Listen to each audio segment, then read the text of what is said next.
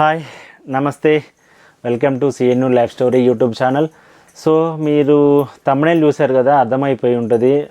మొన్న కూడా దీనికి సంబంధించిన నిన్న కూడా దీనికి సంబంధించి షార్ట్ వీడియో, అది హాస్పిటల్కి వెళ్ళిన దాని గురించి, అసలు ఏం జరిగింది, ఏమైంది, అసలు మళ్ళీ బయాప్సీ ఎందుకు అంటున్నారు, మళ్ళీ ఏమైనా వాళ్ళకి ఏమైనా క్యాన్సర్ సిమ్ కనిపించింది, ఏమైంది అనేది మీకు కొంచెం డీటెయిల్గా ఈ వీడియోలో చెప్తాను. చివరి వరకు చూడండి, మీకు అర్థమవుద్ది నా హెల్త్ కండిషన్ ఇప్పుడు ఎట్లా ఉంది, అసలు ఏం జరుగుతుంది అనేది. సో ఇప్పటివరకు ప్రతి వీడియోలో అడుగుతున్నాను కాదు, బట్ మీరు ఎంకరేజ్ చేస్తేనే వీడియోస్ కానీ ఏదైనా కంటెంట్ కానీ నేను ముందుకు రీచ్ అవ్వగలుగుతాను. సో ఏంటంటే క్యాన్సర్ కానీ ఇట్లాంటి పెయిన్ఫుల్ సిచ్యువేషన్స్ ఫేస్ చేస్తున్న వాళ్ళు చాలామంది ఉన్నారు. కంటెంట్ మనది చాలామందికి ఉపయోగపడవచ్చు. సో అందుకే రిక్వెస్ట్ చేస్తున్నాను, ఇప్పటివరకు సబ్స్క్రైబ్ చేసుకొని వాళ్ళు ఎవరైనా నా వీడియోస్ చూస్తుంటే ప్లీజ్ సబ్స్క్రైబ్ చేసుకోండి. వీడియోస్ చూస్తూ లైక్ చేయడం మర్చిపోవద్దు. సో కంటెంట్లోకి వెళ్తే అసలు అంటే లాస్ట్ వీక్ మీకు ఒకసారి షార్ట్ వీడియో చేసినప్పుడు చెప్పిన బ్లాడోలో దాంట్లో చిన్న పెయిన్ ఇష్యూ వచ్చిందని చెప్పేసి, కాకపోతే తర్వాత వాళ్ళు మెడిసిన్ ఇచ్చారు. నేను ఒకసారి మళ్ళీ 1 డే తర్వాత ఎమర్జెన్సీ వార్డులో అడ్మిట్ అయినా 1 డే, మళ్ళీ తర్వాత వాళ్ళు ఇచ్చిన మెడిసిన్ వల్ల కొంచెం ఆ సెలైన్ లెక్కించి అవి కొన్ని ఆ పెయిన్ రిలీఫ్ చేసిరు. పెయిన్ రిలీఫ్ అంతా అయిపోయిన తర్వాత మెడిసిన్ వాడినాక ఈ మధ్య ఆ బ్లాడర్ యూరిన్ అది జనరల్ ఇన్ఫెక్షన్ అన్నారు, అది తగ్గిపోయింది.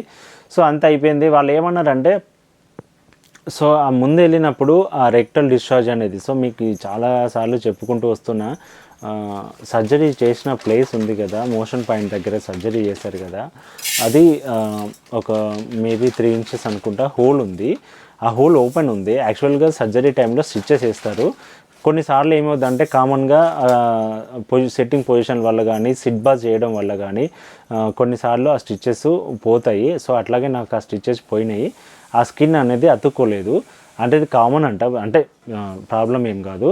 అయితే వాళ్ళు తర్వాత వెళ్ళినప్పుడు చూశారు కానీ అప్పుడు ఇంకా డిశ్చార్జ్ అవుతుంది.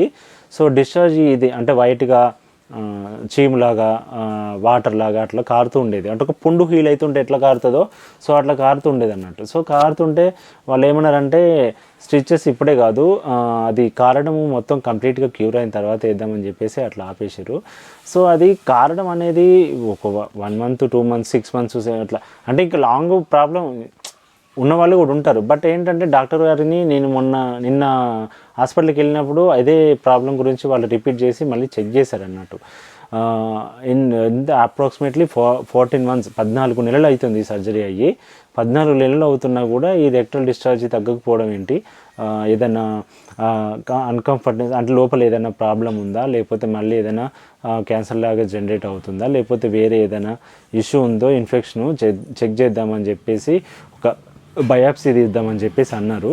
సో నేను వెళ్ళినప్పుడు వాళ్ళు టోటల్ బాడీ మొత్తం చెక్ చేశారు. నాకు ఇక్కడ ఈ థైరాయిడ్స్ అని ఈ స్టోమన్ మొత్తం ఇట్లా గట్టిగా ప్రెస్ చేసి సైడ్ నుంచి హెర్నియా ప్రాబ్లం ఇట్లా ఉందా అని చెప్పేసి అది కూడా చెక్ చేశారు. ఇక్కడ బిలో స్టమక్ కింద కూడా అంతా ప్రెస్ చేసి చూశారు. లాస్ట్కి హోల్ ఉంది కదా మోషన్ పాయింట్ దగ్గర, హోల్లో టార్చ్ లైట్ పెట్టి మొత్తం అబ్జర్వ్ చేశారు.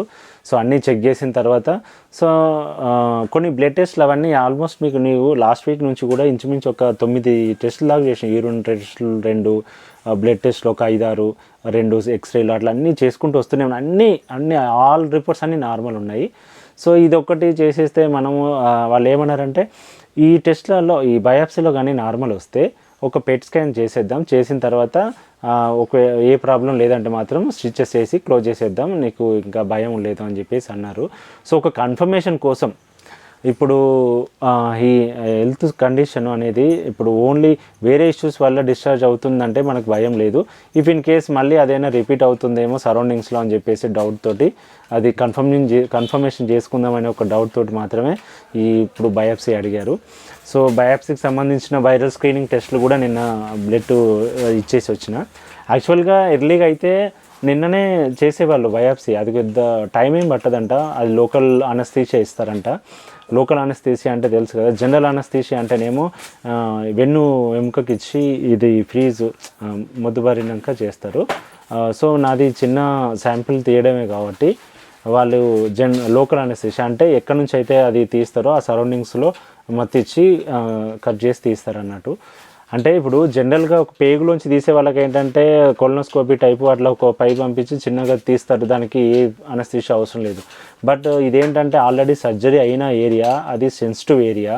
ఆ హోల్లో ఇప్పుడు బ్లీడింగ్ అవుతున్న హోల్లోంచి ఒక పీస్ తీయాలంటే అది కొంచెం సిచ్యువేషన్ డిఫరెంట్ ఉంటుంది బయాప్సీ తీయడము. సో అందుకని కొంచెం ప్రాసెస్ ఉంటుంది అని చెప్పేసి అన్నారు. అనస్థీషియా కంపల్సరీ ఇవ్వాల్సిందే అని చెప్పారు. సో అనస్థీషియాకు ప్లస్ బయాప్సీకి వాటికి కొంచెం మనీ ఎక్స్పెన్సెస్ అవుతుంది అన్నారు. సో యాక్చువల్గా ఈరోజు వెళ్ళాలి, ఈరోజు రేపు ఎప్పుడైనా వెళ్ళాల్సిందే, కానీ మనీ కొంచెం అడ్జస్ట్ చేసుకొని 1-2 డేస్లో అట్లా వెళ్దామని చెప్పేసి ఆగిన. సో వితిన్ 1-2 డేస్లో నేను మళ్ళీ వెళ్ళి ఆ బయాప్సీ శాంపిల్ ఇచ్చేసి వస్తా. I think biopsy maybe 1 week పడుతుంది అనుకుంటా, అంత ఎర్లీగా అయితే రాదు. 1 వీక్ to 8 days పడుతుంది అనుకుంటా, ఎందుకంటే స్టార్టింగ్లో అప్పుడు బయాప్సీ అంతే టైం పట్టింది, తెలియదు. ఇక బయాప్సీ రిపోర్ట్స్ వచ్చిన తర్వాత తెలుస్తుంది మనకి. ఉంటుంది, కొంచెం నర్వస్ ఉంటుంది, భయం అని కాదు కానీ ఇప్పుడు సర్జరీ జరిగిన ఏరియాలోంచి ఒక కట్ చేసి శాంపిల్ బయాప్సీ తీయడం, మట్టి తీయడం అది అంటే ఆలోచిస్తే అట్లా అనిపిస్తుంది. బట్ వాళ్ళని అడిగినా నేను, ఏంటి సిచ్యువేషను, మళ్ళీ పెయిన్ వస్తుందా, మళ్ళీ కట్ చేస్తే ఎట్లా కట్ చేస్తారు, బ్లీడ్ అవుతుందా, ఏమైనా బ్లడ్ వస్తుందా, ఎట్లా ఏంటి, ఏమన్నా మళ్ళీ దానికి ఏమన్నా అడ్మిట్ చేస్తారా, ఏమన్నా ప్రికాషన్స్ ఉంటాయంటే వాళ్ళు సింపుల్గా చెప్పేసి అసలు ఏం ఇబ్బంది ఉండదు, శాంపిల్ తీస్తే కొద్దిగా లైట్గా మీకు అనిపిస్తుంది తప్ప తర్వాత కూడా అంత పెద్దగా, ఎందుకంటే చాలా చిన్న పీస్ తీస్తారు, అది నార్మల్ బయాప్సీకి ఎంత కావాలి, చాలా చిన్న పీస్. సో మీరు దాని విషయంలో భయపడాల్సిన అవసరం లేదన్నారు. సో భయం అనేది ఏం లేదు, ఇప్పుడు ఒక ప్రాసెస్ అనేది వాళ్ళు చెప్పిన తర్వాత మనం దాని గురించి ఎక్కువగా ఆలోచించి భయం పెట్టుకున్నా కూడా అది కరెక్ట్ కాదు. సో అన్ని డీటెయిల్స్ అన్నీ కనుక్కొని వచ్చాను. ఇంకా వెళ్తాను, వెళ్ళి బయాప్సీ అయిపోయిన తర్వాత మీకు కంపల్సరీ మళ్ళీ అప్డేట్ ఇస్తాను హెల్త్ ఏంటనేది. మేబీ ఐ థింక్ నెగిటివే వస్తున్నాను, అంటే ప్రాబ్లం లేదని వస్తుందని అనుకుంటున్నాను. ఎందుకంటే నాకు హెల్త్ ఇబ్బంది ఏం లేదు, అంటే మొన్న ఒక ఇన్ఫెక్షన్ ఆ విషయం తప్ప, అంటే అది కొద్దిగా ఉండాలి కదా. ఇప్పుడు నాకు తెలిసి ఇప్పుడు క్యాన్సర్ అది అంటే మ్యాక్సిమం బ్లడ్ డిశ్చార్జ్ అయితే కొంచెం భయం ఉండవు, బ్లడ్ ఏమీ రావట్లేదు, జస్ట్ వాటర్ లాగా అట్లా డిశ్చార్జ్. అయితే నేను చేసిన కొన్ని మిస్టేక్స్ వల్ల అట్లా అవుతుందో ఏమో అని నా డౌట్. బట్ ఏదైతే ఏంటంటే ఇప్పుడు వాళ్ళు ఒకటి కన్ఫర్మేషన్ ఇస్తామన్నప్పుడు చేసుకోవడం మంచిది. సో అది అయిపోతుంది వితిన్ 2 daysలో. సో నిన్న జరిగింది అది. నిన్న ఇంకా అప్రాక్సిమేట్లీ ఒక 3-4 hours అట్లా పట్టింది, 4-5 hours పట్టింది. నేను 11 గంటలకు అట్లా హాస్పిటల్కి వెళ్తే మళ్ళీ 3:30-4 అయింది మళ్ళీ హాస్పిటల్ నుంచి వచ్చేసరికి. 2 సార్లు డాక్టర్ని కలిసి అది ఆరోగ్యశ్రీలో టెస్టులు అవుతాయని అడిగాను, అవ్వదని చెప్పేసేసారు. ఎందుకంటే గత 8 నెలల నుంచి ప్రతిదీ కూడా నేను క్యాష్తోనే చేయించుకుంటున్నాను, అది అబద్ధం చెప్పారు, కొంచెం ఎక్స్పెన్సివ్ కదా అని చెప్పి అడిగినా కూడా కాదని చెప్పేశారు. సో అది మనీ పే చేసి చేసుకోవాలి ఇప్పటి నుంచి, అంటే ఇప్పటి నుంచో మనీ పే చేస్తున్నాను, బట్ కొంచెం పెద్ద టెస్ట్ కదా అని అడిగాము. సో అదండి నిన్న జరిగిన సిచ్యువేషను, హాస్పిటల్లో రివ్యూ అది. నా గురించి, నా హెల్త్ గురించి తెలుసుకోవాలనుకున్న వాళ్ళకు అడుగుతున్నారు కదా, సో వాళ్ళకి కొంచెం డీటెయిల్గా సిచ్యువేషను అంటే ఇప్పుడు ప్రజెంట్ అయితే పెయిన్ కానీ ఒక అన్కంఫర్ట్నెస్ ఇబ్బందులు కానీ ఏమీ లేదు. ఒక రెక్టమ్ దగ్గర డిశ్చార్జ్ అవ్వండి, మోషన్ పాయింట్ దగ్గర డిశ్చార్జ్ అయ్యేది ఒక అన్కంఫర్ట్నెస్ తప్ప వేరే ఇబ్బందులు ఏం లేదు, అంత నార్మలే ఉంది. నాకు ఆయన చెక్ చేసినప్పుడు కూడా అన్నారు అంత నార్మల్గానే ఉన్నావు, ఇబ్బంది ఏం లేదు చెప్పేసి అన్నారు. సో మేబీ అంతా డిపెండింగ్ ఆన్ రిపోర్ట్సే. సో ఇది నా అప్డేట్, నా హెల్త్ అప్డేటు. అందరికీ నా సిచ్యువేషన్ అర్థమైంది అనుకుంటా ఇప్పుడు ప్రజెంట్. చూద్దాం, ఇంకా తిరుగుతూనే ఉండాలి. మేబీ ఇంకొక 5-6 రోజులు తిరుగుతూనే ఉండాల్సి వస్తుంది, రిపోర్ట్స్ వచ్చేదాకా వెళ్తూనే ఉండాల్సి వస్తుంది హాస్పిటల్కి. చెప్తాను వితిన్ షార్ట్ టైం మీకు అప్డేట్స్ ఇస్తాను. అండ్ మీ అందరికీ చాలా థ్యాంక్స్ నిజంగా. నిన్న పెట్టిన షార్ట్ వీడియోస్లో కామెంట్స్ నా హెల్త్ గురించి మీరు ప్రే చేయడం, నన్ను అడగడము, మీరు అంతా నా గురించి కేర్ తీసుకోవడము, నా గురించి అంత నాకు చాలా, అంటే ఛానల్ పెట్టినాక మీరు అట్లా అడుగుతుంటే నాకు చాలా హ్యాపీగా అనిపిస్తుంది. ఎందుకంటే ఇంతమంది నా గురించి, నా హెల్త్ గురించి ఇట్లా ప్రే చేస్తూ నన్ను ఇంత ఆదరిస్తారని నేను అనుకోలేదు. నిజంగా అందరికీ నాకు కామెంట్స్ చేసిన వాళ్ళు, నా బాగు కోరుకున్న ప్రతి ఒక్కరికి నిజంగా ధన్యవాదాలు, థ్యాంక్స్ అండి. మీ అందరి సపోర్ట్ వల్ల, సో నేను మీ అందరి దీవెనల వల్ల నేను హెల్తీగా రిపోర్ట్స్ నార్మల్గా వచ్చి బయటపడి మీ అందరితో మళ్ళీ హ్యాపీగా జనరల్ బ్లాగ్స్ ఎంటర్టైన్మెంట్స్ మంచివి ఇంకా ఎంటర్టైన్మెంట్గా మనం ఫన్నీగా వీడియోస్ కూడా చేసుకుందాము నేను సెట్ అయిపోయి మీ ముందుకు వస్తే. సో ఇది అప్డేట్ గాయ్స్. ఇప్పటివరకు చూసిన వాళ్ళు వీడియోని లైక్ చేయడం మర్చిపోద్దు.